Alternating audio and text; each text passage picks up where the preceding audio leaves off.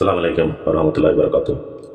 Pastor Anil Kodithottam, KK Naushad എന്നിവർ തമ്മിൽ നടന്ന ഒരു സംവാദത്തിൻ്റെ അവലോകന വീഡിയോയുടെ 8ാമത്തെ ഭാഗമാണ് നിങ്ങൾ കേൾക്കുന്നത്. ഇതിനു മുമ്പുള്ള ഭാഗങ്ങളിൽ നമ്മൾ പ്രവാചകൻ അനിൽ കൊടിത്തോട്ടം, പാസ്റ്റർ അനിൽ കൊടിത്തോട്ടം ചോദിച്ച പ്രവാചകൻ്റെ 10 നന്മകൾ അല്ലെങ്കിൽ 5 നന്മകൾ നിങ്ങൾക്ക് പറയാൻ പറ്റുമോ എന്ന ചോദ്യത്തിന് പാർട്ട് 4 മുതൽ ഭാഗം 4 മുതൽ 4ാമത്തെ ഭാഗത്ത് ദൃഢവിശ്വാസം എന്ന തലക്കെട്ടിലും 5ാമത്തെ ഭാഗത്ത് ലൗകിക സുഖങ്ങൾ ആഗ്രഹിച്ചില്ല എന്ന തലക്കെട്ടിലും 6ാമത്തെ ഭാഗത്ത് സൂക്ഷ്മത, എങ്ങനെയാണ് പറഞ്ഞ കാര്യങ്ങളിൽ സത്യസന്ധതയാണെങ്കിൽ അതിലങ്ങേറ്റം ഒരു മൈന്യൂട്ട് കാര്യങ്ങളിൽ പോലും സത്യസന്ധത കാണിക്കുക. അങ്ങനെ ഓരോ ക്വാളിറ്റിയിലും അദ്ദേഹം പറഞ്ഞ കാര്യങ്ങളിൽ അദ്ദേഹം പാലിച്ച സൂക്ഷ്മത, അതിനെക്കുറിച്ചും കഴിഞ്ഞ വീഡിയോയിൽ, ലാസ്റ്റ് വീഡിയോയിൽ, 7ാമത്തെ വീഡിയോയിൽ താനൊരു പ്രവാചകനും ഒരു രാജ്യത്തിൻ്റെ ചക്രവർത്തി ആയിരുന്നിട്ട് പോലും ജനങ്ങളുടെ ഇടയിൽ ഒരിക്കലും അദ്ദേഹം മുൻഗണന അവകാശപ്പെട്ടിരുന്നില്ല. ഒരു സാധാരണ ഒരു പ്രജയെ പോലെ ഒരു സാധാരണ ആൾ എങ്ങനെ ജീവിക്കുമോ അതിലും വളരെ നോർമലായിട്ട് ഒരു സാധാരണ ആളിനെ പോലെ തന്നെയാണ് ജീവിച്ചത്. എവിടെയും തന്നെ ഒരു സെപ്പറേറ്റായിട്ട് അല്ലെങ്കിൽ ഒരു മറ്റുള്ളതിൽ നിന്ന് മാറി തന്നെ ആൾക്കാരെ കാണണമെന്നോ ഒരു തരത്തിലും അദ്ദേഹം ആഗ്രഹിച്ചില്ല എന്ന ഭാഗമാണ് നമ്മൾ ലാസ്റ്റ് കണ്ടത്. അതിനു മുമ്പ് തുടക്കത്തിൽ 4ാമത്തെ പാർട്ടിന് മുമ്പ് പൊതുവേ ഉള്ള കൊടിത്തോട്ടത്തിൻ്റെ സംവാദത്തിൽ അദ്ദേഹം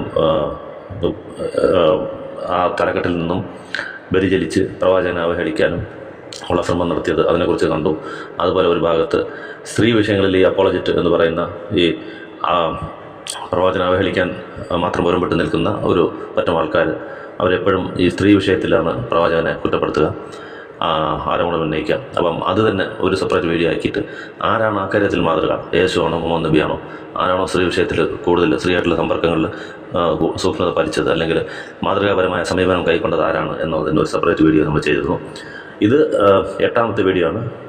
ഇതിൽ 5ാമത്തെ എന്താണ് പ്രവാചകൻ്റെ മുഹമ്മദ് നബിയുടെ സവിശേഷ ഗുണങ്ങളിൽ 5ാമത്തെ ഗുണം ഇവിടെ തലക്കെട്ട് കൊടുത്തിരിക്കുന്നത് ദീർഘവീക്ഷണം എന്നുള്ള ഒരു തലക്കെട്ടാണ്. ഈ തലക്കെട്ട് കൊടുക്കാൻ കാരണം ഏതൊരു മനുഷ്യനും ഒരു മത നേതാവും അദ്ദേഹം ജീവിച്ചിരിക്കുന്ന സമയത്ത് ആ മതത്തിൻ്റെ ആദർശങ്ങൾ പ്രചരിപ്പിക്കും, പഠിപ്പിക്കും. അത് കഴിഞ്ഞു കഴിഞ്ഞാൽ പ്രത്യേകിച്ച് മതവുമായിട്ട് ബന്ധപ്പെട്ട നേതാക്കന്മാർ, ഇപ്പം ഉദാഹരണത്തിന് ബുദ്ധൻ എടുക്കണം. അദ്ദേഹം ഗോഡ് ഈസ് ലവ് എന്ന് പറഞ്ഞ ആളാണ്. അതായത് ദൈവം എന്നുള്ള ഒരു നാസ്തികതയാണത്. ദൈവം എന്ന് സെപ്പറേറ്റ് ആയിട്ടില്ല, സ്നേഹമാണ് ദൈവം എന്ന് പറഞ്ഞ ബുദ്ധൻ തൻ്റെ ജീവിതകാലത്തിന് ശേഷം അദ്ദേഹത്തെ തന്നെ ദൈവമാക്കിയും അദ്ദേഹത്തിൻ്റെ പല്ലിന് ലോകത്തെ ഏറ്റവും വലിയ അമ്പലം പണിയുന്ന ഒരു സ്ഥിതി വിശേഷത്തിലേക്ക് ജനങ്ങൾ പോയത് കാണാം. അദ്ദേഹം ദൈവമില്ലെന്ന് പറഞ്ഞു, പക്ഷേ അദ്ദേഹത്തിൻ്റെ പല്ലിന് ആൾക്കാരുടെ ആരാധനാലയങ്ങൾ പൂജ നടക്കാനുള്ള സ്ഥലങ്ങളൊക്കെ അദ്ദേഹം ഉണ്ടാക്കി. അപ്പം പറഞ്ഞ ആദർശം, ഒരു ആദർശം പ്രചരിപ്പിച്ചിരുന്നു. ആ ആളുടെ കാലശേഷം അദ്ദേഹം എന്ത് പറഞ്ഞാൽ നേരെ എതിരായിട്ട് അദ്ദേഹത്തെ തന്നെ ആരാധിക്കുന്ന ഒരു സ്ഥിതിവിശേഷത്തിലേക്ക് പോയ നമ്മൾ ഒരുപാട് കാണാൻ പറ്റും. അതുപോലെ തന്നെ യേശു ബൈബിളിൽ നോക്കിക്കഴിഞ്ഞാൽ അദ്ദേഹം ദൈവത്തിൻ്റെ ദാസനായും അദ്ദേഹത്തിൻ്റെ ഒരു ക്രിയേറ്ററായും തന്നെ സൃഷ്ടിച്ച ദൈവമായിട്ടും ഒക്കെ പറയുന്നത് കാണാം. താനൊരു മനുഷ്യനാണെന്നൊക്കെ പറയുന്ന ഒരുപാട് ഭാഗങ്ങൾ ബൈബിളിൽ തന്നെ കാണാമെങ്കിലും അദ്ദേഹത്തെ പിൽക്കാലത്ത് വന്ന ആളുകൾ ദൈവം എന്ന പദവിയിലേക്ക് ഉയർത്തി അദ്ദേഹത്തെ ആരാധിക്കുന്നത് ഇന്നും കാണാം. അപ്പം അദ്ദേഹം പറഞ്ഞ ആ ആദർശത്തിൽ നിന്നും ആളുകൾ വ്യതിചലിച്ച് അദ്ദേഹം യേശു പറഞ്ഞ ഏകദൈവ സിദ്ധാന്തത്തിൽ നിന്ന് മാറി യേശുവിനെ തന്നെ ദൈവ പദവിയിലേക്ക് ഉയർത്തിയ ആ ഒരു സ്ഥിതിവിശേഷമാണ് നമ്മൾ കാണുന്നത്. അന്നത്തെ കാലത്ത് തന്നെ കുറേ നാൾ മരിച്ചല്ല, ഈ ഭൂമിയിൽ നിന്നും ഇസ്ലാം വിശ്വാസം അനുസരിച്ച് ഭൂമിയിൽ നിന്നും വിട്ടുപോയതിനു ശേഷം, മരിക്കാതെ അള്ളാഹു അദ്ദേഹത്തെ കൈപ്പറ്റി എന്നാണ് ഇസ്ലാമിക വിശ്വാസം. പോയതിനു ശേഷം ആളുകൾ അദ്ദേഹത്തെ ഒരു ദൈവമാക്കി ആരാധിക്കുന്നതും അദ്ദേഹത്തോട് പ്രാർത്ഥിക്കുന്നതും അദ്ദേഹം 3 ദൈവങ്ങളിൽ ഒരു ദൈവമാണെന്ന് പറയുന്നതും പിന്നെ പല സിദ്ധാന്തങ്ങൾ അദ്ദേഹത്തെക്കുറിച്ച് പറയുന്നത് കേൾക്കാം. അപ്പം പറഞ്ഞു വരുന്നത്, തൻ്റെ ആദർശം, ഒരാൾ പറയുന്ന ആദർശം അദ്ദേഹത്തിൻ്റെ മരണത്തോടു കൂടി തന്നെ മരണപ്പെടുന്ന കാഴ്ചയാണ് പലരുടെ സൈഡിലും കാണുന്നത്. ഇപ്പം ലേറ്റസ്റ്റ് ഉദാഹരണം എടുക്കുകയാണെങ്കിൽ ഇപ്പോൾ തമിഴ്നാട്ടിൽ EVR പെരിയാർ എന്ന് പറഞ്ഞ ഒരു സാമൂഹിക പരിഷ്കർത്താവ്, അദ്ദേഹം ഈ അന്ധവിശ്വാസങ്ങൾക്കെതിരെ ആഞ്ഞടിച്ച ആളാണ്. DK എന്ന് പറഞ്ഞ ദ്രാവിഡ കഴകം എന്ന് പറഞ്ഞിട്ട് ഉള്ള ഒരു പാർട്ടി, ഒരു സംവിധാനം ഉണ്ടാക്കി ആളുകളുടെ അന്ധവിശ്വാസങ്ങൾക്കെതിരെ ഒരുപാട് പ്രവർത്തിച്ച ആളാണ്. അപ്പം അദ്ദേഹം മെയിനായിട്ട് ഹിന്ദു സമുദായത്തിലുള്ള അന്ധവിശ്വാസങ്ങൾക്കെതിരെയാണ് പ്രചാരണം നടത്തിയത്. അപ്പം അദ്ദേഹം ചോദിച്ചിരുന്നു, എന്തിനാണ് നിങ്ങൾ ഒരു കല്ലിനെ ആരാധിക്കുന്നത്, അതിന് പോയി മാലകൾ അർപ്പിക്കുന്നത്, ആഹാരങ്ങൾ അർപ്പിക്കുന്നത് എന്തിനാണെന്നൊക്കെ അദ്ദേഹം ചോദിച്ചിട്ടുണ്ട്. പിന്നീട് എന്തായി, അദ്ദേഹത്തിൻ്റെ മരണശേഷം അദ്ദേഹത്തിൻ്റെ ശിലയുണ്ടാക്കി അദ്ദേഹത്തിൻ്റെ അനുയായികൾ അതിന് മാല ഇടുന്ന ഒരു സ്ഥിതിവിശേഷം ഇന്ന് കാണാൻ നോക്കുക. അദ്ദേഹത്തിൻ്റെ ജന്മദിനത്തിൻ്റെ ദിവസം ഈ DK ദ്രാവിഡ കഴവെന്ന് പറയുന്ന ആൾക്കാരുടെ ആ ഫോളോവേഴ്സ് തന്നെ, അദ്ദേഹത്തിൻ്റെ ഫോളോവേഴ്സ് എന്ന് പറയുന്ന ആൾക്കാർ തന്നെ, അനുയായികൾ എന്ന് പറയുന്ന ആളുകൾ തന്നെ ഈ കല്ലിന് പോയി അദ്ദേഹത്തിൻ്റെ കല്ലിനെ തന്നെ മാലയിടുന്ന കാഴ്ച നമുക്ക് ഇന്നും കാണാം. അപ്പം ഈ അടുത്ത കാലത്ത് ഈ സമൂഹത്തിൽ പരിഷ്കരിച്ചു എന്ന് പറയുന്ന സമയത്ത് പോലും ഒരാൾ പറയുന്ന സിദ്ധാന്തത്തിന് നേരെ ഓപ്പോസിറ്റായിട്ട് അദ്ദേഹത്തെ തന്നെ ഒരു ആരാധന വസ്തു ആക്കുന്ന കാഴ്ചയാണ് നമ്മൾ കാണുന്നത്. അങ്ങനെയുള്ളപ്പോൾ മുഹമ്മദ് നബിയുടെ സ്ഥാനം അവിടെയാണ്. മുഹമ്മദ് നബി അദ്ദേഹം പറഞ്ഞ ആദർശം എന്താണ്, ആ ആദർശം ഇന്നും നിൽക്കുന്നുണ്ടോ, അതോ അദ്ദേഹത്തിന് മരണശേഷം അദ്ദേഹത്തിൻ്റെ ആദർശവും പോയി അദ്ദേഹം ആരാധിക്കപ്പെട്ടുവോ എന്ന് നോക്കാനാണ് ഈ ദീർഘവീക്ഷണം എന്നുള്ള ടോപ്പിക് എടുത്തത്. ഇപ്പോൾ എല്ലാവർക്കും അറിയാം, ഇസ്ലാമിൻ്റെ അടിസ്ഥാന തത്വം എന്ന് പറയുന്നത് തന്നെ ഈ ലോകത്തിന് ഒരു ദൈവം മാത്രമേ ഉള്ളൂ, ആ ഒരു ദൈവത്തെ മാത്രമാണ് ആരാധിക്കാവൂ, മനുഷ്യനെ മനുഷ്യനായി തന്നെ കാണണം, മനുഷ്യന് ഒരിക്കലും ദൈവിക ശക്തി വരില്ല, മനുഷ്യന് ദൈവത്തെ പോലെ നമ്മുടെ രോഗങ്ങൾ സുഖപ്പെടുത്താനോ അല്ലെങ്കിൽ അത്ഭുതങ്ങൾ കാണിച്ച് നമ്മുടെ പ്രശ്നങ്ങൾ തീർക്കാനോ അങ്ങനെ ഒന്നും ചെയ്യാൻ പറ്റില്ല, മനുഷ്യന് ഒരുപാട് ലിമിറ്റേഷൻസ് ഉണ്ട്, ആഹാരം കഴിക്കണം, വെള്ളം കുടിക്കണം, അസുഖങ്ങൾ വരും, ജനനം കാണും, ഒരു മരണം കാണും, ഇതെല്ലാം മനുഷ്യൻ്റെ ക്വാളിറ്റീസാണ്, ദൈവത്തിന് ഇതൊന്നുമില്ല, താനൊരു മനുഷ്യൻ മാത്രമാണ് എന്നാണ് പ്രവാചകൻ അവരത് ക്ലെയിം ചെയ്തത്. ഞാനൊരിക്കലും ദൈവമല്ല, ഞാൻ ദൈവത്തിൻ്റെ ദൂതൻ മാത്രമാണ്, ദൈവം എന്ത് പറയുന്നു, അള്ളാഹു എന്ത് പറയുന്നു, നിങ്ങളിൽ എത്തിക്കാൻ പറയുന്ന മെസ്സേജ് എത്തിക്കുക എന്നുള്ളത് മാത്രമാണ് എൻ്റെ ജോലി എന്ന് അദ്ദേഹം പറഞ്ഞിരുന്നു. ആളുകൾ അദ്ദേഹത്തെ തങ്ങളുടെ ജീവനേക്കാൾ സ്നേഹിച്ചിരുന്നു അന്ന് കൂടെ ഉള്ളവർ. ശരിക്കും തീർച്ചയായിട്ടും അദ്ദേഹത്തിന് മരണശേഷം, അദ്ദേഹത്തിൻ്റെ പ്രഭാവത്തിന് ശേഷം അദ്ദേഹം ആ സ്നേഹത്തിൻ്റെ ആ കാഠിന്യം അല്ലെങ്കിൽ ആ തീവ്രത വെച്ച് നോക്കിക്കഴിഞ്ഞാൽ തീർച്ചയായിട്ടും അദ്ദേഹവും ദൈവമാക്കപ്പെടേണ്ട ആളായിരുന്നു. കുറച്ച് നാളിന് ശേഷമെങ്കിലും അദ്ദേഹത്തെ ദൈവമാക്കിയിരിക്കണമായിരുന്നു. അല്ലെങ്കിൽ ആ സെക്കൻഡ് തന്നെ അങ്ങനെയുള്ള സന്ദർഭങ്ങൾ പലതും ഉണ്ടായിട്ടുമുണ്ട്. പക്ഷേ അള്ളാഹുവിൻ്റെ പ്രത്യേക കാരുണ്യം കൊണ്ട് എന്തായി, അങ്ങനെ ഒരിക്കലും നടന്നിട്ടില്ല. പ്രവാചകനെ ഇന്നും ആളുകൾ മനുഷ്യനായിട്ട് തന്നെയാണ് കാണുന്നത്. അദ്ദേഹത്തെ ദൈവമായിട്ട് അള്ളാഹുമായിട്ട് ആരും കാണുന്നില്ല, അദ്ദേഹത്തോട് പ്രാർത്ഥിക്കുന്നില്ല, അദ്ദേഹം നമ്മുടെ വേവലാതികൾ കേൾക്കുമെന്ന് വിചാരിക്കുന്നില്ല, അള്ളാഹുവിൻ്റെ പവർ പ്രവാചകനുള്ളതായിട്ട് വിശ്വസിക്കുന്നില്ല, ഒന്നും ചെയ്യുന്നില്ല. ഇന്നും അദ്ദേഹത്തിൻ്റെ ഒരു ഫോട്ടോ പോലും ഇല്ലാതെ ആൾക്കാർ പ്രവാചകനെ ആരാധിക്കുന്നതായിട്ട് നിങ്ങൾക്ക് എവിടെയും കാണാൻ പറ്റില്ല. 1400 വർഷം കഴിഞ്ഞു. ഇതൊരു ആളിൻ്റെ വിജയമാണ്, അള്ളാഹു അറിഞ്ഞു കൊടുത്ത ഒരു വിജയമാണിത്. എന്നുവെച്ചാൽ അവസാനത്തെ പ്രവാചകനായതുകൊണ്ട് ഇനി ഈ മെസ്സേജിൽ ഒരു കളങ്കം വന്നു കഴിഞ്ഞാൽ, പറഞ്ഞ ആളിനെ തന്നെ ദൈവം എന്നുള്ള നിലയിൽ ആരാധിക്കാൻ തുടങ്ങി കഴിഞ്ഞാൽ പിന്നെ ഒരാൾ വരാനില്ല. അതുകൊണ്ട് അള്ളാഹു തിരഞ്ഞെടുത്ത് കൊടുത്താണ് ഒരിക്കലും ഈ സിദ്ധാന്തത്തിൽ മായം കലരാൻ പാടില്ല. പറയാൻ വന്ന അവസാന പ്രവാചകനായ മുഹമ്മദ് നബി ഒരിക്കലും ആരാധിക്കപ്പെടാൻ പാടില്ല എന്ന ആ കാര്യം വളരെ ശ്രദ്ധയോടെ കണ്ടിട്ട് പ്രവാചകൻ്റെ ജീവിതത്തിൽ അദ്ദേഹം വളരെ ആ കാര്യത്തിൽ സൂക്ഷ്മത പുലർത്തിയായിട്ട് കാണാൻ പറ്റും. അപ്പോൾ അതുകൊണ്ട് ദീർഘവീക്ഷണം എന്ന് പറഞ്ഞാൽ ഒരിക്കലും താൻ ആരാധിക്കപ്പെടരുത് എന്ന് പ്രവാചകൻ മനസ്സിലാക്കി ചെയ്തതുപോലെ നമുക്ക് തോന്നും. അപ്പോൾ അതിന് ചില ഉദാഹരണങ്ങളാണ് ഈ വീഡിയോയിൽ പറയുന്നത്. ആ പറഞ്ഞ സിദ്ധാന്തം ഇന്നും പ്രവാചകൻ പറഞ്ഞ സിദ്ധാന്തം എങ്ങനെ അതേപോലെ നിൽക്കുന്നു, ലാ ഇലാഹ ഇല്ലല്ലാഹ് മുഹമ്മദുർ റസൂലുള്ളാഹ് എന്ന് ചേർത്താണ് പറയുക. ഒരാൾ മുസ്ലിം ആവണമെങ്കിൽ ഈ രണ്ട് കാര്യങ്ങൾ അയാൾ മനസ്സിൽ ഉദ്ദേശിച്ച് അത് വിശ്വസിക്കണം. ലാ ഇലാഹ ഇല്ലല്ലാഹ് എന്ന് പറഞ്ഞാൽ അള്ളാഹു അല്ലാതെ ആരാധ്യൻ ആരുമില്ല, ലോക സൃഷ്ടാവ് ഒരാൾ മാത്രമാണ്, അള്ളാഹു മാത്രമാണ്, ആ അള്ളാഹുവിന് മാത്രമേ ആരാധിക്കാവൂ. കൂടെ തന്നെ പറയണം മുഹമ്മദ് നബി അദ്ദേഹത്തിൻ്റെ ദൂതനാണ്. മുഹമ്മദ് നബി ദൂതനാണ്, ദൈവമല്ല എന്നുള്ളത് എൻ്റെ അർത്ഥം അതിനകത്ത് തന്നെ വരുന്നുണ്ട്. അപ്പോൾ അതുകൊണ്ടാണ് ഓരോ പ്രാവശ്യവും അള്ളാഹുവിനെ മാത്രം ആരാധിക്കണമെന്ന് പറയുമ്പോൾ ചേർത്ത് മുഹമ്മദ് നബി ദൈവമല്ല പ്രവാചകനാണെന്ന് പറയുന്നത് എന്തുകൊണ്ടാണെന്ന് വെച്ചാൽ അദ്ദേഹത്തിൻ്റെ ദൈവിക പരിവേഷം നൽകി പോകരുത്. അദ്ദേഹം ഒരു പ്രവാചകൻ മാത്രമാണ്, ദൈവത്താൽ നിയോഗിക്കപ്പെട്ട പ്രവാചകനാണ്, ദൈവത്തിൻ്റെ അടിമയും പ്രവാചകനുമാണ്. അങ്ങനെയാണ് പ്രവാചകൻ പറയാൻ ആൾക്കാരോട് കൽപ്പിച്ചത് എന്ന് നിങ്ങൾ അങ്ങനെ പറയുക. അബ്ദുഹു റസൂലുഹു, അദ്ദേഹത്തെ അള്ളാഹുവിൻ്റെ ഞാൻ അള്ളാഹുവിൻ്റെ അടിമയും അള്ളാഹുവിൻ്റെ റസൂലുമാകുന്നു, അങ്ങനെ മാത്രമേ നിങ്ങൾ പറയാവൂ എന്ന് പറഞ്ഞിരുന്നു. അപ്പം അങ്ങനെയുള്ള ചില കാര്യങ്ങൾ ഈ പ്രവാചകൻ എന്തെല്ലാം ഇപ്പോൾ ഇത് ദീർഘവീക്ഷണത്തോടെ ഇതെല്ലാം ചെയ്ത പോലെ നമുക്ക് തോന്നും. ചില കാര്യങ്ങൾ താൻ ആരാധിക്കപ്പെടരുത് എന്ന് കണ്ടിട്ട് ഈ മുൻകഴിഞ്ഞ സമുദായങ്ങളെല്ലാം എങ്ങനെയാണോ അവരുടെ പ്രവാചകന്മാരെ ആരാധ്യ പുരുഷന്മാരാക്കിയത്, തനിക്ക് ആ സ്റ്റാറ്റസ് വരരുത്, ആ ഒരു ഇത് വരരുത്. താൻ എന്ത് പറഞ്ഞോ, എന്ത് പ്രചരണം ചെയ്തോ അത് അവസാനം വരെ നിൽക്കണം എന്ന നല്ല ബോധത്തോടു കൂടി പിന്നീട് തൻ്റെ കാലശേഷം തന്നെ ആരാധിക്കാൻ ഉള്ള ഒരു അവസരവും ഒരു പഴുതും വിട്ടുവെക്കരുത് എന്ന് മനസ്സിലാക്കി ചെയ്തതുപോലെ തോന്നുന്നു. അതിൽ കുറേ നമുക്ക് അതിനകത്ത് പറയാൻ പറ്റും. അതിനകത്ത് ജസ്റ്റ് ഒരു 3-4 കാര്യങ്ങൾ മാത്രം നോക്കാം.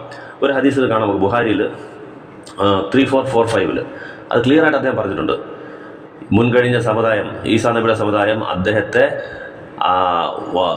ഒരു ലിമിറ്റിന് കഴിഞ്ഞ് ഒരു അതിർവരമ്പില്ലാതെ അദ്ദേഹത്തെ പുകഴ്ത്തി, അദ്ദേഹത്തെ ദൈവിക പദവിയിലേക്ക് ഉയർത്തി, അള്ളാഹുവിൻ്റെ മകൻ എന്ന സ്ഥിതിയിലേക്ക് അദ്ദേഹത്തെ ഉയർത്തി. അതൊരു പ്രവാചകൻ മാത്രമാണ്, പക്ഷേ അദ്ദേഹത്തെ എവിടം വരെ എത്തിച്ചു അവർ പുകഴ്ത്തി എക്സാജറേറ്റ് ചെയ്തിട്ട് ദൈവത്തിൻ്റെ മകൻ എന്ന രീതിയിലേക്ക് പോയി. നിങ്ങൾ ഒരിക്കലും എന്നെ ആ ലെവലിലേക്ക് കൊണ്ടുപോകരുത്, ആ ലെവലിലേക്ക് എന്നെ പുകഴ്ത്തരുത്, എന്നെക്കുറിച്ച് പുകഴ്ത്തണം എന്ന് നോക്കുന്നുണ്ടെങ്കിൽ നിങ്ങൾ എന്ത് പറയണം, ഞാൻ അള്ളാഹുവിൻ്റെ അടിമയും അള്ളാഹുവിൻ്റെ ദൂതനും റസൂലുമാണെന്ന് മാത്രം പറയുക എന്ന് പറയുന്നത് ഏത് ഹദീസിൽ കാണാം? ബുഖാരി 3445. എന്നെ ഈസായുടെ അനുയായികൾ അദ്ദേഹത്തെ ഒരു ലിമിറ്റിന് മുകളിൽ അദ്ദേഹത്തെ പുകഴ്ത്തിയ പോലെ എന്നെ പുകഴ്ത്തരുത്, എന്നെ പുകഴ്ത്തണമെങ്കിൽ ഇത് മാത്രം പറയുക, എന്താണ്, ഞാൻ അള്ളാഹുവിൻ്റെ അടിമയും അള്ളാഹുവിൻ്റെ ദൂതനും മാത്രം. അപ്പോൾ ആദ്യം എപ്പോഴും ഓരോ മുസ്ലിമിൻ്റെ മനസ്സിലും ഇങ്ങനെ കിടക്കുന്നുണ്ട്. ഒരിക്കലും അത് ഒരു മുസ്ലിം മുഹമ്മദ് നബി ദൈവമാണെന്ന് പറയത്തില്ല, അല്ലെങ്കിൽ മുഹമ്മദ് നബി അള്ളാഹ് ചേർന്ന് ഒരു മുക്കൂട്ടൽ രണ്ട് മുന്നണിയുള്ള ദൈവം. ഇപ്പോൾ ക്രിസ്ത്യൻസ് വിശ്വസിക്കുന്ന പോലെ പിതാ പുത്രൻ പരിശുദ്ധാത്മാ 3 കൂട്ടവും കൂടെ ചേർന്നിട്ട് ഒരു ദൈവമാണ്. ഓരോ തത്വങ്ങൾ പറഞ്ഞ് അവർ രക്ഷപ്പെടാൻ ഒരു ദൈവമാണെന്ന് ശരിയെന്നവർക്ക് അറിയാം. പക്ഷേ എന്നാലും ഒരു മനുഷ്യൻ, യേശു ഒരു മനുഷ്യനാണെന്നും അദ്ദേഹം ഈ ഭൂമിയിൽ നമ്മളെ പോലെ ജീവിച്ചു പോയ ആളാണെന്ന് എല്ലാവർക്കും അറിയാമെങ്കിലും ദൈവമെന്ന് പറയണമെങ്കിൽ ഒരു സിദ്ധാന്തങ്ങൾ ഉണ്ടാക്കണം. അത് 3 1 അല്ലെങ്കിൽ 1 3 എന്നൊക്കെ എന്തെങ്കിലുമൊക്കെ പറഞ്ഞ് ഒരിക്കലും കുരുക്കഴിക്കാൻ പറ്റാത്ത രീതിയിലുള്ള ആ ഒരു ദൈവ സിദ്ധാന്തത്തെ അവർ കുഴച്ച് മറിച്ച് ഒരു വല്ലാത്തൊരു പരുവത്തിലാക്കി സിമ്പിളായിട്ട് ഒരു ദൈവം എന്ന് പറയുന്നതിന് പകരം അവർ 3 3 1 2 1 3 ഇതിനകത്ത് ആരാണ് ദൈവം മരിച്ചോ എന്നെങ്കിൽ ആകെക്കൂടുള്ള പ്രശ്നങ്ങളിലെല്ലാം പോയത് എന്തുകൊണ്ടാണ്? ഈ ബേസിക്കായ അടിസ്ഥാന തത്വമായ ഏകദേശ സിദ്ധാന്തത്തിൽ നിന്ന് വഴിതിരിച്ചു പോയതുകൊണ്ടാണ്. പക്ഷെ അത് വരാതിരിക്കാൻ പ്രവാചകൻ ക്ലിയർ ആയിട്ട് പറഞ്ഞു, എന്നെ ദൈവത്തിൻ്റെ ദൂതൻ മാത്രമായിട്ട്. ഇത് എത്ര കാലം ഇൻഷാ അല്ലാഹ് അവസാന കാലഘട്ടം വരെ അത് അങ്ങനെ തന്നെ നിൽക്കും. ഇതാണ് ഇവർക്ക് ഏറ്റവും വലിയ അടി. ക്രിസ്ത്യാനികളല്ല, എല്ലാവരെയും പറയുന്നില്ല, ഈ അപ്പോളജിറ്റുകൾ എന്ന് പറയുന്ന ആൾക്കാർ പ്രവാചകനെ ഇത്രത്തോളം ആവശ്യമില്ലാതെ അധിക്ഷേപിക്കുന്നതിൻ്റെ കാരണം ഇതിന് നല്ലൊരു ആദർശത്തിൻ്റെ അടിസ്ഥാനം ഇസ്ലാമിനുണ്ട്. ആർക്ക് കേട്ടാലും കേട്ട ഉടനെ മനസ്സിൽ പതി നടക്കും, ഒരു ദൈവമേ ഉള്ളൂ എന്ന് പറഞ്ഞാൽ ഓക്കെ. അവരുടെ അത് ഒരിക്കലും പറഞ്ഞ് ഫലിപ്പിക്കാൻ പറ്റത്തില്ല. എന്തെങ്കിലും പിന്നെ വിശ്വാസത്തിൻ്റെ പേരിൽ അല്ലെങ്കിൽ ചില പൈസയ്ക്ക് ചില പാൽപ്പൊടിക്ക് വേണ്ടി അങ്ങനെ പോയി അന്ധമായി വേണമെങ്കിൽ വിശ്വസിക്കാം. അങ്ങനെ പോകുന്ന ആൾക്കാരെ കാണുന്നത്. അപ്പോൾ നമ്മുടെ അടുത്ത് വരുമ്പോൾ അവർക്ക് ആൻസർ ഇല്ല. അതുകൊണ്ട് തിരിച്ചവർ ചെയ്യുന്നത് ഇതിനകത്ത് ചോദ്യം ചെയ്യാൻ പറ്റാത്തതുകൊണ്ട് പ്രവാചകനെ അധിക്ഷേപിക്കുക എന്നുള്ളത് കാലാകാലങ്ങളായിട്ട് നടക്കുന്നതാണ്. അവർ ഇല്ലാത്ത കഥകൾ പറഞ്ഞ് ഉണ്ടാക്കി വളച്ചൊടിച്ച് ഇങ്ങനെ 24 മണിക്കൂർ ക്ലബ് ഹൗസിലൊക്കെ നിങ്ങൾ നോക്കി കഴിഞ്ഞാൽ ഫുൾ 24 മണിക്കൂർ റൂം ഇട്ടിട്ട് പ്രവാചകനെ കുറിച്ച് മാത്രം അധിക്ഷേപിക്കുക. ഇങ്ങനെ പറഞ്ഞു കഴിഞ്ഞാൽ ഇസ്ലാം തകരും എന്നവർ വിചാരിക്കുന്നു. പക്ഷെ ഒരു റിസൾട്ട് അതിനുണ്ടായിട്ടില്ല. 3 വർഷമായിട്ട് ക്ലബ് ഹൗസ് നടത്തുന്നത് അവിടെ ആൾക്കാർ കൺഫ്യൂസ് ആയതല്ലാതെ, ക്രിസ്ത്യാനിറ്റിക്ക് ചീത്തപ്പേരുണ്ടായതല്ലാതെ, എപ്പം നോക്കിയാലും ഇവർ മറ്റു മതങ്ങളെ മറ്റു പുരുഷന്മാരെ അധിക്ഷേപിച്ചുകൊണ്ടിരിക്കുന്നു പറഞ്ഞ് ക്രിസ്ത്യാനിറ്റിക്ക് ഉള്ള വിലയും കൂടെ പോയ എന്തെങ്കിലും കുറച്ച് വില ഉണ്ടെങ്കിൽ അതും പോയതല്ലാതെ ഇസ്ലാമിനൊരു കോട്ടവും തട്ടിയിട്ടില്ല.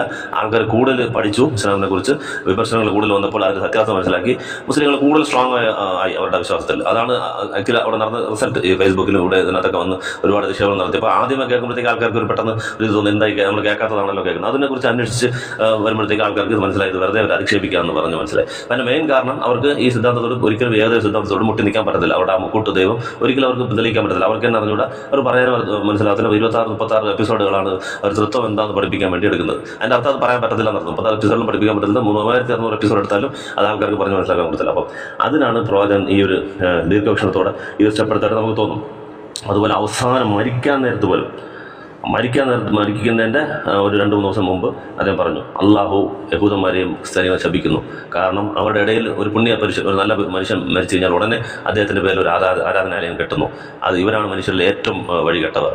ഒരിക്കലും ഒരു മനുഷ്യനെ, ഒരു നല്ല മനുഷ്യനെ തന്നെ ആയിരിക്കും ആൾക്കാർ ഇങ്ങനെ ആക്കുക. അതൊരു മനുഷ്യന് ടെൻഡൻസി ഉണ്ട്. നല്ല മനുഷ്യനാണെങ്കിൽ മരിച്ചു കഴിഞ്ഞാൽ ഉടനെ അയാൾക്ക് കുറച്ച് നല്ല പവർ ഉണ്ടെന്നും അദ്ദേഹം നമുക്ക് വേണ്ടി എന്തെങ്കിലുമൊക്കെ ചെയ്യും മരിച്ചു കഴിഞ്ഞിട്ട് എന്നുള്ള രീതിയിൽ അള്ളാഹുവിൻ്റെ അടുത്ത് ദൈവത്തിനോട് ആരാധിക്കുന്ന ചോദിക്കുന്നതിന് പകരം ഇങ്ങനെയുള്ള ആൾക്കാരുടെ അടുത്ത് പോയി ചോദിക്കുക.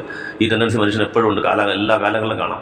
അപ്പോൾ അങ്ങനെ ചെയ്യുന്ന ആൾക്കാർ ആരാണോ നമ്മളെ പോലെ ജീവിച്ച് മരിച്ച ഒരു മനുഷ്യൻ മരിച്ചതിന് ശേഷം അദ്ദേഹത്തിന് മുകളിൽ മരിച്ചടക്കപ്പെട്ട സ്ഥലത്ത് ഒരു ബിൽഡിംഗ് കെട്ടിയിട്ട് അദ്ദേഹത്തിന് പോയി ആരാധിക്കുകയും അദ്ദേഹത്തിനോട് പ്രാർത്ഥിക്കുകയും ചെയ്യുന്നു. അവരെ അള്ളാഹു ശപിക്കുന്നു. പിന്നെ എന്താണ്, അവരാണ് മനുഷ്യരിൽ ഏറ്റവും മോശമായ ആൾക്കാർ. ഇത് പറഞ്ഞതിനാന്ന് വെച്ചാൽ ഈ തെറ്റും ഒരിക്കലും മുസ്ലിം ചെയ്തതെന്ന് ഉള്ളതുകൊണ്ടാണ്. മുസ്ലിങ്ങൾ നാളെ വരും ഇതേക്ക് പുണ്യപുരുഷന്മാരെന്ന് വിചാരിക്കും. നല്ല ആൾക്കാർ, നല്ല പോലെ ജീവിച്ച ആൾക്കാർ ഇവിടെ ഭൂമിയിൽ മരിച്ചു കഴിയുമ്പോഴത്തേക്ക് അവർക്കും ശക്തിയുണ്ട്, അവർക്കും കേൾക്കും, അവരും നമ്മൾ പറയും നമ്മൾ അവലാതിൽ തീർക്കുമെന്ന് മുസ്ലിങ്ങളും വരരുത് എന്ന് മുസ്ലിങ്ങൾക്ക് വാൺ ചെയ്യാനായിട്ടാണ്. സാറിന് ഇവിടെ ക്രിസ്ത്യാനികൾ പറയുന്നത് കൊണ്ട് മരിക്കാൻ നേരത്തെ പോലും ശപിച്ചു എന്നുള്ളത്. അത് ആദർശത്തിന് വേണ്ടിയിട്ടാണ്. ശപിച്ചെന്ന് പറഞ്ഞാൽ ശരിക്കും ആര് ചെയ്താലും, മുസ്ലിം ചെയ്താലും ഹിന്ദു ചെയ്താലും ക്രിസ്ത്യൻ ചെയ്താലും ജൂതൻ ചെയ്താലും മനുഷ്യനെ ആരാധിക്കുന്നത്, മനുഷ്യനോട് പ്രാർത്ഥിക്കുന്നത് തെറ്റാണത്, ഏകദേശ സിദ്ധാന്തത്തിന് എതിരാണ്. അവർ അള്ളാഹുവിൻ്റെ ശാപം ഏറ്റവരാണ് എന്ന് ക്ലിയറാക്കി പറഞ്ഞു തരാൻ വേണ്ടിയിട്ടാണ് അത് ചെയ്തത്, അല്ലാതെ അധിക്ഷേപിക്കാൻ വേണ്ടിയിട്ടല്ല. ആൾക്കാർ മനസ്സിലാക്കി പിന്നീട് വരുന്ന ആൾക്കാരെ കേൾക്കുന്ന ആൾക്കാർ പറയാനും മരിക്കാൻ നേരത്തെ പോലും പ്രവാചകൻ ഇതാണല്ലോ പറഞ്ഞത്. മരിക്കാൻ പോകുന്നത് വലിയൊരു ഉപദേശമായിട്ട് പറഞ്ഞു കൊടുത്തത് എന്താണ്? ഒരിക്കലും മരിച്ച നല്ല മനുഷ്യർ മരിച്ചു പോയി കഴിയുമ്പോൾ അവരുടെ പുറത്ത് കേട്ടം കെട്ടി അവരത്ത് പോയി പ്രാർത്ഥിക്കുന്നത്, അവർക്ക് അവരോട് ആവശ്യങ്ങൾ പറയുന്ന കാര്യങ്ങൾ ചെയ്യരുത് എന്ന് വാൺ ചെയ്യാനാണല്ലോ ഇത് പറഞ്ഞുള്ള. പിന്നീടുള്ള ആൾക്കാർ മനസ്സിലാക്കണം, സിവിയർ വാണിംഗ് ആണ്, അത്രത്തോളം പ്രാധാന്യമുള്ള കാര്യമാണെന്ന് പറയാൻ വേണ്ടിയിട്ടാണ് മരിക്കുന്നതിന് തൊട്ട് മുമ്പ് ഇത് പറഞ്ഞത്. അല്ലാതെ അധിക്ഷേപിക്കാനല്ല. അധിക്ഷേപിച്ചാലും ഇല്ലെങ്കിലും അത് തെറ്റായ കാര്യം തന്നെയാണത്. അത് അള്ളാഹുവിൻ്റെ ശാപം ഏൽക്കുന്ന കാര്യം തന്നെയാണ്. അതിനകത്ത് അധിക്ഷേപം പറയാനൊന്നുമില്ല. അത് തന്നെയാണ് അദ്ദേഹം ആദ്യം അവസാനം വരെയും പ്രചരിപ്പിച്ചത്. അതാണ് ഏതൊരു സിദ്ധാന്തത്തിനകത്ത് യാതൊരു വിട്ടുവീഴ്ചയില്ല, അത് പറയാൻ തന്നെയാണ് വന്നത്. മരിക്കുന്ന തൊട്ട് മുമ്പ് അത് തന്നെയാണ് പറഞ്ഞത്. അതുപോലെ തന്നെ നമ്മൾ കഴിഞ്ഞ പ്രാവശ്യം പറഞ്ഞിരുന്നു, അദ്ദേഹത്തെ ഒരിക്കലും ഞാൻ പറഞ്ഞില്ല ദൈവമാക്കരുതെന്ന് പറയുന്നതിന് താൻ വന്നാൽ വന്നാൽ എഴുന്നേറ്റ് പോലും നിൽക്കരുതെന്ന് പറഞ്ഞു. എഴുന്നേറ്റ് നിൽക്കുന്നത് ഇഷ്ടമല്ല അതൊന്നും പ്രവാക്കൾ മനസ്സിലാക്കി. അവർ നല്ല കാര്യം വന്നാൽ എഴുന്നേറ്റ് പോലും നിൽക്കുന്നത്, ആ ഒരു ചെറിയ റെസ്പെക്ട് പോലും വരരുത്. അത് വന്നു കഴിഞ്ഞാൽ അവസാനം ആ ദൈവിക പദവിയിലേക്ക് പോകും. ഇത് നമ്മൾ റെഫറൻസ് കഴിഞ്ഞ വീഡിയോയിലും പറഞ്ഞു. അബൂദാവൂദ് 5230, തിർമിദി 2754, അബൂദാവൂദ് 5230, തിർമിദി 2754. അതുപോലെ എപ്പോഴും താനൊരു മനുഷ്യനാണ് ഖുർആനിൽ അള്ളാഹു പറയുന്നു പ്രവാചകനോട്, മുഹമ്മദ് നീ പറയുക ഞാനൊരു മനുഷ്യൻ മാത്രമാണ്, അള്ളാഹു ഏകനാണ്, നിങ്ങൾ ആ അള്ളാഹുവിനാണ് ആരാധിക്കേണ്ടത് എന്ന് പല സ്ഥലങ്ങളിൽ ഖുർആനിൽ അള്ളാഹു പറയാണ്. മുഹമ്മദെ പറയുക ഞാനൊരു മനുഷ്യൻ മാത്രമാണ് എന്നുള്ളത്. ഇതിലാൻ്റെ റെഫറൻസ് നോക്കണമെങ്കിൽ 18-110, 41-6, 17-93 ഒരുപാടത്തുണ്ട്. ജസ്റ്റ് റെഫറൻസിന് വേണ്ടി മാത്രം പറയുകയാണ്.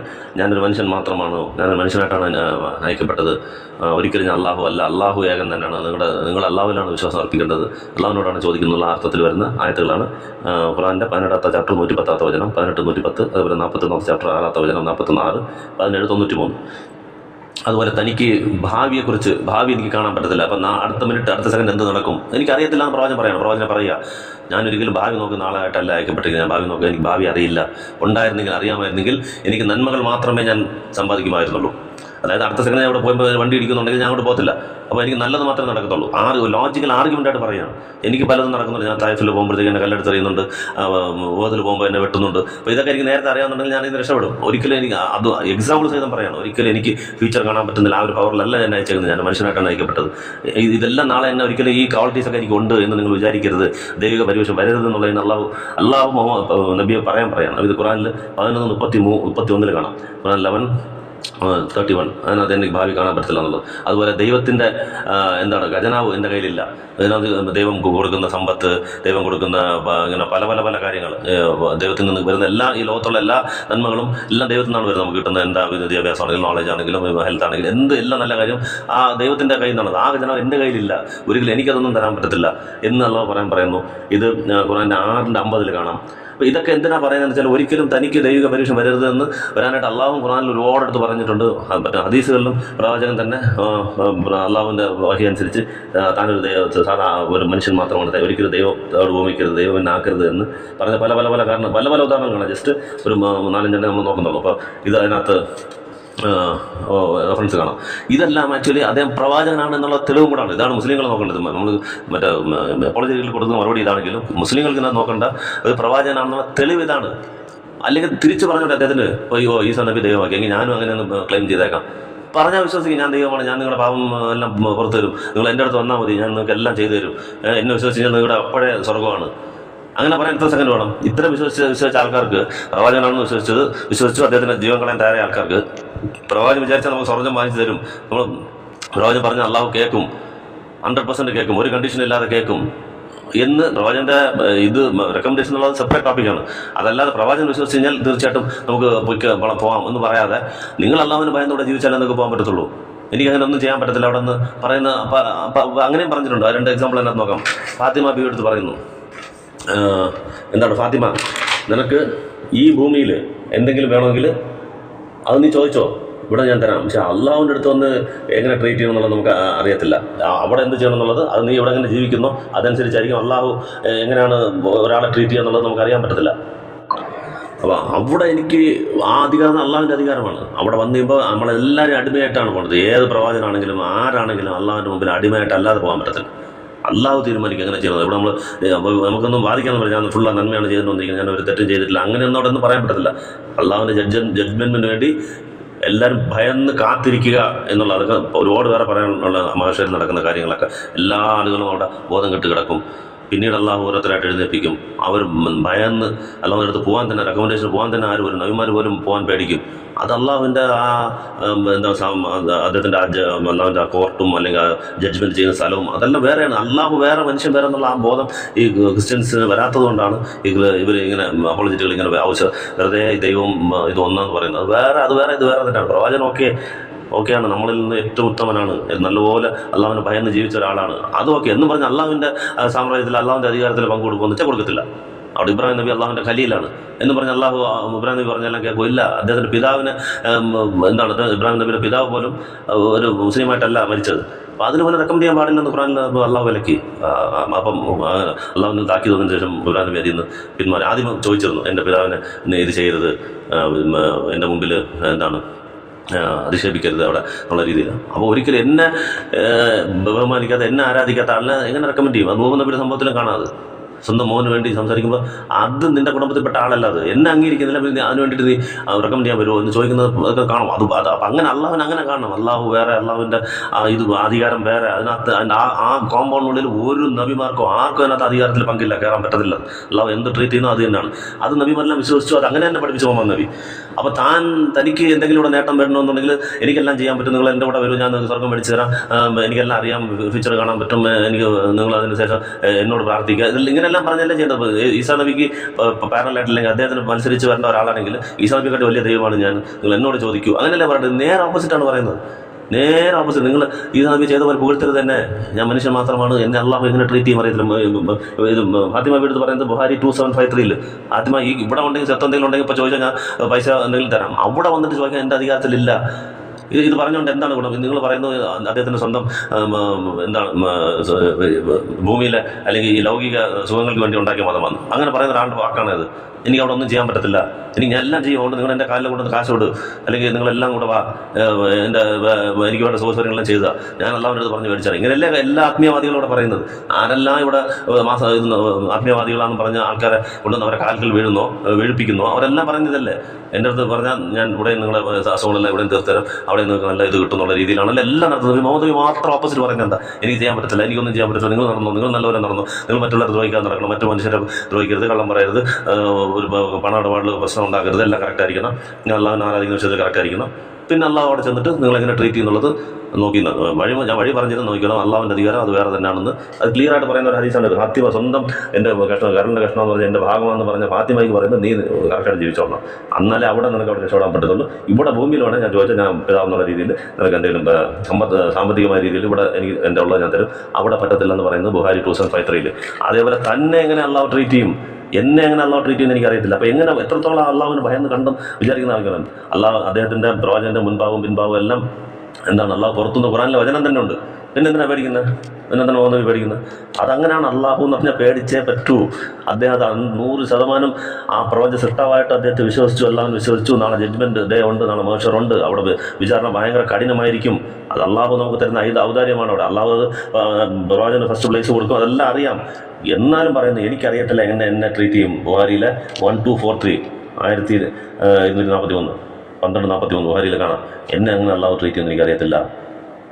അപ്പം അത് കൊണ്ടാണ് അദ്ദേഹത്തിന് ഇങ്ങനെ പേടിച്ച് ജീവിച്ച് ഇത്ര പെർഫെക്റ്റായിട്ട് ജീവിക്കാൻ പറ്റിയത്. ഇത്ര നമ്മൾ പറയുന്നത് ഇത്രയും ക്വാളിറ്റീസ് പറയുന്നല്ലോ. അദ്ദേഹം ഓരോ നിമിഷവും വളരെ സൂക്ഷ്മത പാലിച്ചു വന്നു, ഒരു കള്ളം പോലും പറഞ്ഞിട്ടില്ല എന്നു, വളരെ പെർഫെക്റ്റായിട്ട് ജീവിതം നയിച്ചു, ക്യാരക്ടർ പെർഫെക്റ്റ് ആയിരുന്നു, ആൾക്കാരുടെ സംഭാഷണം പെർഫെക്റ്റ് ആയിരുന്നു, വായിന്നൊരു മോശം വാക്ക് വരത്തില്ല. എങ്ങനെ ഒരു മാതൃകാ പുരുഷനായിട്ട് ജീവിക്കാൻ പറ്റിയെന്ന് വെച്ചാൽ അതിൻ്റെ ബേസിക് അടിസ്ഥാനം ഇതാണ്. അള്ളാഹു ഉണ്ട്, നാളെ ഞാൻ ഇതിനെല്ലാം ഉത്തരം പറയേണ്ടി വരുന്നുള്ള 100% മനസ്സിൽ പതിഞ്ഞ് അതിനെ ബേസ് ചെയ്ത് ഒരു മനുഷ്യൻ ജീവിക്കുമ്പോൾ മാത്രമാണ് അങ്ങനെ അത്രയും നല്ല ഒരു മാതൃകാ പുരുഷന് ജീവിക്കാൻ പറ്റുക. നമ്മളെല്ലാം കാണിച്ചല്ലായിരുന്നു, തനിക്ക് വേണ്ടി ഒന്നും ആഗ്രഹിച്ചില്ല. എന്തുകൊണ്ട് ആ പറഞ്ഞ മൂന്ന് ദിവസം അടുപ്പിച്ച് ആഹാരം കഴിക്കാതെ ജീവിക്കാൻ പറ്റി? അപ്പോൾ എന്തുകൊണ്ട് ആ കാരക്ക കഴിഞ്ഞ വീഡിയോയിൽ പറഞ്ഞ താഴെ കിടന്ന കാരക്ക എന്തുകൊണ്ട് എടുത്ത് കഴിച്ചില്ല? വീട്ടിൽ കിടന്ന ഒരു സ്വർണ്ണത്തിൻ്റെ പീസ് അസർ നമസ്കാരം കഴിഞ്ഞ് ഉടനെ ഭയന്ന് ഓടിപ്പോയിട്ട് അതെടുത്ത് സക്കാത്തിൽ കൊടുത്തിട്ട് എങ്ങനെ വന്നു? എന്തുകൊണ്ട് ചെയ്തു? ഇത് ദൃഢമായി വിശ്വസിച്ചുകൊണ്ട് നാളെ അള്ളാഹുവിന് മുമ്പിൽ നമ്മൾ ആൻസർ പറയേണ്ടി വരും. അതെങ്ങാനും എൻ്റെ വീട്ടിൽ നിന്ന് എനിക്ക് മൗത്ത് വന്നു പോയി കഴിഞ്ഞാൽ നാളെ അതിന് ഞാൻ ആൻസർ പറയണം. അങ്ങനെ ഒരാൾക്ക് മാത്രമേ ഒരു നല്ല മനുഷ്യനായിട്ട് ജീവിക്കാൻ പറ്റത്തില്ല. അതിന് ഉത്തമ ഉദാഹരണമാണ് പ്രവാചകൻ. ഇങ്ങനെ വിശ്വസിച്ചു, എന്നെ അള്ളാഹു എങ്ങനെ ട്രീറ്റ് ചെയ്യുമെന്ന് എനിക്ക് അറിയത്തില്ല. അള്ളാഹു എന്ന് പറയുന്നത് അത് നോക്കുന്നു, കമ്പയർ ചെയ്യാൻ പോലും പറ്റത്തില്ല. അത്ര വലിയ ശക്തിയാണെന്ന് വിചാരിച്ച് ഒരാൾ ജീവിച്ചാൽ മാത്രമേ ഇവിടെ നല്ല ജീവിതം ജയിക്കാൻ പറ്റൂ. അതുകൊണ്ടാണ് മുസ്ലിങ്ങളിൽ കൂടുതൽ പേര് നല്ല ക്യാരക്ടറോടെ ജീവിക്കാൻ കാരണം. ഇതിൻ്റെ ചെറിയൊരു അംശമെങ്കിലും ഉള്ളതുകൊണ്ടാണ് നാളെ ഇതിന് ആൻസർ ചെയ്യേണ്ടി വരും. ബാക്കിയുള്ള ആളുകളിൽ നമ്മളത് കാണുന്നത് സത്യസന്ധത എല്ലാ മറ്റു സമുദായങ്ങളിൽ എന്തുകൊണ്ട് അവർ മദ്യത്തിൽ നിന്ന് മാറുന്നില്ല? മുസ്ലിങ്ങൾ മാത്രം മദ്യത്തിൽ നിന്ന് മാറുന്നു, പലിശയിൽ നിന്ന് മാറുന്നു, അവർ കറക്റ്റാണ് 5 നേരം നിസ്കരിക്കുന്നു എന്ന് പറയുന്നു, നോമ്പ് വയ്ക്കുന്നു. എന്തുകൊണ്ട്? ഈ ദൃഢവിശ്വാസം മനസ്സിലുള്ളതുകൊണ്ടാണ്. നാളെ അള്ളാഹുവിനെ കാണണം എന്ന് പറഞ്ഞുകൊണ്ട് ആ പ്രവാചകൻ്റെ അത്രയൊന്നും അതിൻ്റെ കോടിയിലൊരു അംശം നമുക്കൊന്നും കാണത്തില്ല, അത് വേറെ. എന്നിട്ട് പോലും ഒരു വലിയ ഒരു വിശ്വാസം കുറച്ചുള്ളതുകൊണ്ട് ആൾക്കാർ ഇങ്ങനെയൊക്കെ ഇത്രയെങ്കിലും പെർഫെക്റ്റായിട്ട് ജീവിക്കുന്നു. മറ്റുള്ള ആൾക്കാർ നിന്ന് എത്രയോ മുൻപന്തി. ആ സമയത്ത് നിങ്ങൾ ക്രിസ്ത്യാനികളൊക്കെ നിങ്ങൾ അധിക്ഷേപിക്കാനും കള്ളം പറയാനും കൂട്ടി എത്രയോ ക്ലബ് ഹൗസ് പോയി കഴിഞ്ഞാൽ അറിയാം, ഒരു വാക്ക് വിട്ടിട്ട് വായിക്കും അവർ അധിക്ഷേപിക്കാനുണ്ട്. ഹദീസ് വായിക്കുമ്പോൾ മറച്ചു എന്ന് കാണും, തല എന്നുള്ളത് മാറ്റിക്കളയത്, തല മറച്ചു എന്ന് കാണും, തലേന്ന് വെട്ടി കഴിഞ്ഞാൽ വെറും മറച്ചു എന്ന് കാണും. ഇങ്ങനെ ആൾക്കാരെ തെറ്റിദ്ധരിപ്പിക്കുക എന്നുള്ള രീതിയിൽ മാത്രം ക്ലബ് ഹൗസിലാണ് ഈ പ്രസംഗികൾ അല്ലെങ്കിൽ അപ്പോളജിറ്റികൾ എന്നും പറഞ്ഞ ട്രൂത്ത് ഫൈറ്റേഴ്സ് എന്ന ആൾക്കാർ ചെയ്തുകൊണ്ടിരിക്കുന്നത്. അത് നിങ്ങൾക്ക് എന്തുകൊണ്ട് ചെയ്യാൻ പറ്റുന്നത്? നിങ്ങൾ വിശ്വാസം ഇല്ലാത്തതുകൊണ്ടാണ്, ദൈവത്തിൻ്റെ വിശ്വാസം ഇല്ലാത്തത്. അപ്പം ദീർഘവീക്ഷണം എന്നുള്ള ഇതിൽ എങ്ങനെയാണ് അള്ളാഹുവിന് ഭയന്ന് ജീവിക്കേണ്ട എന്നൊരു മാർഗ്ഗം കൂടെ അതിനകത്ത് കിട്ടാം. എന്താണ് അള്ളാഹുവിൻ്റെ ഭയം? എന്നും ഒരു വല്ലാണ്ട് ഭയം ഒരാളുടെ മനസ്സിൽ വന്നു കഴിഞ്ഞാൽ അയാൾ അദ്ദേഹം എങ്ങനെ ജീവിക്കും, തൻ്റെ ജീവിതം എങ്ങനെ ചിട്ടപ്പെടുത്തും എന്നുള്ളതിനും കൂടെ ഈ ഒരു ഉദാഹരണമായിട്ട് ഈ സവിശേഷത എടുക്കാം. പക്ഷെ നമ്മളൊരു ഹെഡിങ്ങിൽ പറയുന്നുള്ളൂ ദീർഘവീക്ഷണം എന്നുള്ളത്. ഇൻഷാ അല്ലാഹ് ബാക്കിയുള്ള ഓരോരോ അദ്ദേഹത്തിൻ്റെ സവിശേഷ ഗുണങ്ങൾ നമ്മൾ ഇനി വരുന്ന വീഡിയോകളിൽ നോക്കാം.